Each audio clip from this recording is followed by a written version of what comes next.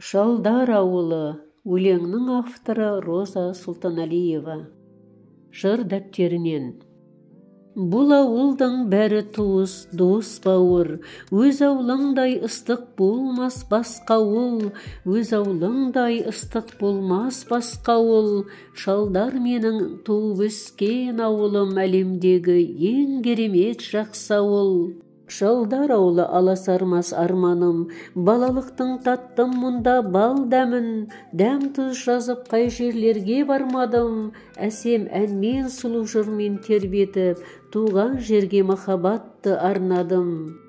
Пионер боп тақтық қызыл галстук, бала болып желді қуып жарыстық, өмір атты әліппемен таныстық, жерлестерім құшақ қалсам сиярма, Шалдар ауылы бәр есімде бәр ыстық. Дос құрбыға сезім сырды ақтарып, ауылды айтып, қыдыр қонған бақтарып, жүрем ылғи ауылым мен мақтанып. Шалдар ауылы балғын шақтың куәсі, бал дәурен сәт қалды есте жатталып.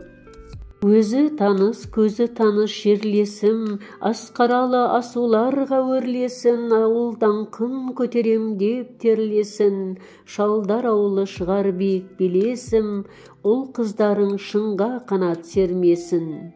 Аздау шығар, бәлкім көптеу жеңісім, жылдар өтіп кеңейсе де өрісім. Шалдар ауылы киелі жер мен үшін, түп тамырым осы жерден нәр алған, борыштымын туған жерге сол үшін.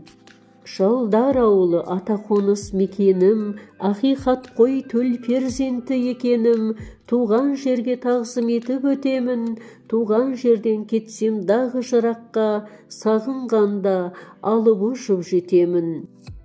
Шалдар ауылы шабытымды өрлеткен, Шалдар ауылы тал бесігім тербеткен, туып өскен жерден артық табылмас, жұмақ төрін іздесем де жер көктен. Өлеңді оқыған автор.